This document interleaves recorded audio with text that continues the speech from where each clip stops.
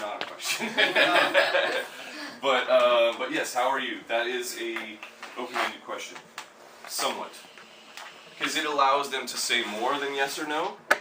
But let's be real, that's not really an open-ended question. 9 times out of 10, people are just gonna say, "Good."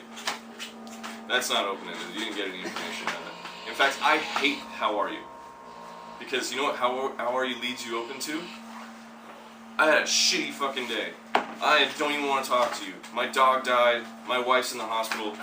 How are you leaves you open for bad things, in my opinion. But everybody works differently.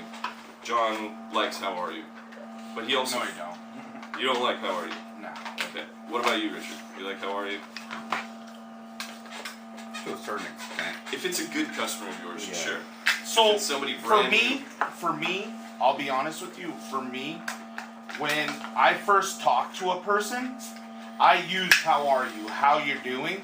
because I don't know how those people are, right? Because I don't have a relationship. So in the beginning, I do use that until I figure out what type of person they are. Then when as I build the relationship with them, I start asking, "Hey, what's going on, boss? What's good? How's business? How's this? How's that?" I'm quick to have a regular conversation towards people. So, I use professionally "How are you? How you doing?" in the beginning, just because I don't know who they are. Right. Yeah. Anything exciting happened at the shop over the weekend? But for the first conversation that you have with them, if you call somebody up, one of these shops, and the first thing that you say to them is "How are you?" How odd does that sound? They don't know who you are, right? Ring, ring, ring.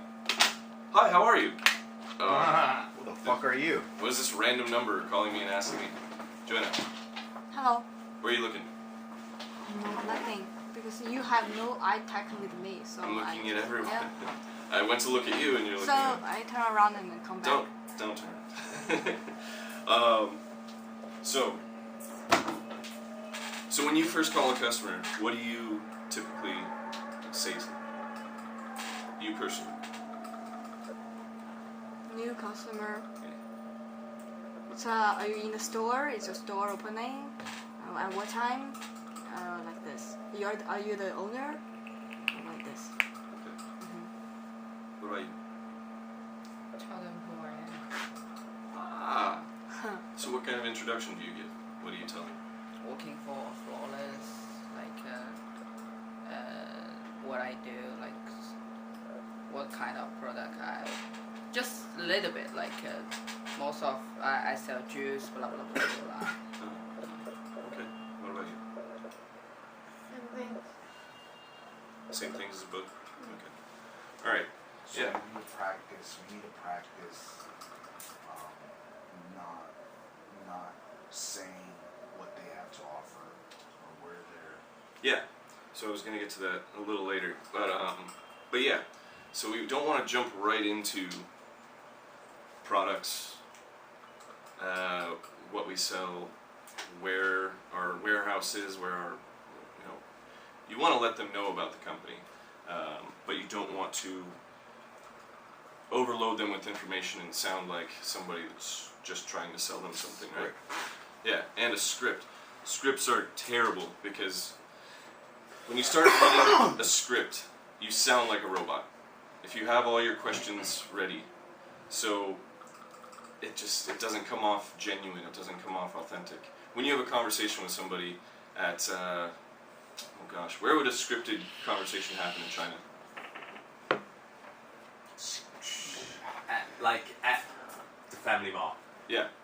So So all Family their Mart. responses are, Family Mart, when you walk there, they've got a script which is you walk in the door. Every person that walks in the door, they say welcome, right? Every person who they speak to, they go through a.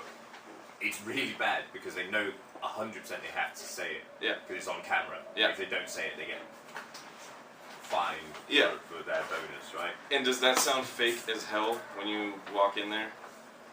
Does it sound like, oh man, this person doesn't really care that I just walked in, they're just saying it because they have to? How does it feel when that happens, when you walk inside? I feel good. You feel good when you hear that? You feel good? It's Huh. nice. Like Do family. you pay attention to it or do you ignore it and just walk through? Let me No, ask. but it doesn't make Let's be much. straightforward with it, Ignore. right? You ignore it, so it is not even engaging. That's what we're trying to get to the point about, Yeah. right? Not just it feels good. No, you ignore it because you know that it's fake. Right. What they do is so Family Mart's the perfect Yeah. example, right? When you walk into Family Mart, they say welcome, you don't even pay attention, right? Then you get to the till and they try and upsell you whatever they got on special today, and they just say they don't care. You definitely don't care. You never buy it, right? They're just saying it because the boss has told them they have to say it. Because they're made to do it, right? So if we had a script that said, "Hi, I'm Joanna. I work for Flawless Vape Distribution here in China. I'm giving you a call because we have these products and I'm looking for customers in your area." They're gonna just immediately tune out all that shit, right? They're just gonna be like, "Okay, so you're a salesperson." That's all they're gonna get from that whole list of stuff that you said. So we want to be genuine in our introductions with them. Just like, "Hey, man, how are you doing today? I was just giving you a call. Wanted to, get to know your guys' shop a little bit. I saw you, however you found them. If you found them on Jiangping, you have pictures of their shop, right? So I was looking you guys up on Jiangping. I saw pictures of your shop. It looks awesome. Like, how long have you guys been in business?" Like, you can go right into, you can say, "How are you?" and skip them telling you how you are and go right into something that engages them. Because they love talking about their shop. Yeah, sure. Yeah, so I think the photos is a good way. On DMP, you have all the user reviews, right? You have a bunch of user reviews, so you can you can find out kind of what it is that they sell already before you even speak to them, because they're gonna say, "Oh, I bought a starter kit," or "I bought a high-end mech mod," or "I bought this juice," because the user reviews often will have that information, right? And you can use those reviews to speak to the customer and be like, "Oh, I saw you sell a lot of this type of product," or "You've got 5-star reviews. You're the highest rated shop in your city." There's a bunch of ways that you can use, not just the address and the contact or the photos, all of the information to know about them before you speak to them. Yeah. So then, when you're talking to them, you're engaging them. They're like, "Oh shit, this person knows about our shop. They actually looked. How many other salespeople are there in China that are good doing that?" Going through, looking at like, "Oh damn, they sell this juice, they sell those mods," and then you bring that up in a conversation. None.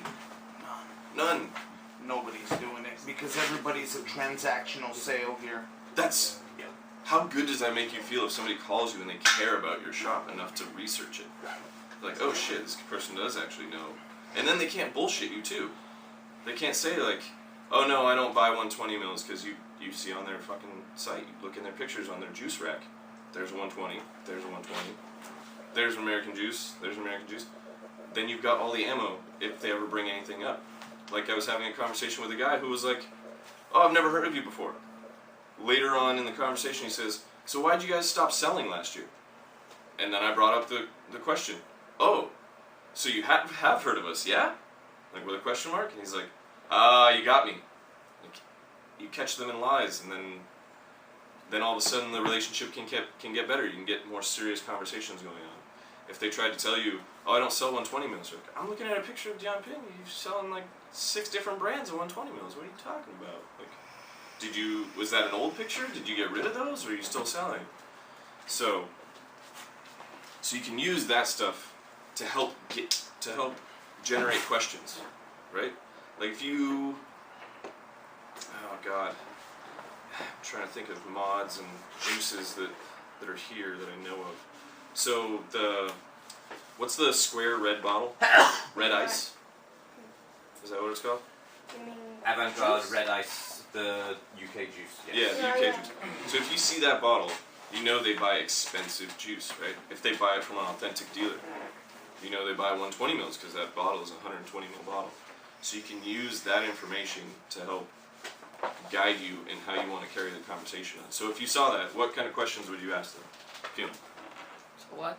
If you saw that on Dianping, that they are carrying expensive 120 ml juice from the UK, and they also carry US juices, what kind of questions would you ask that customer in your conversation with them?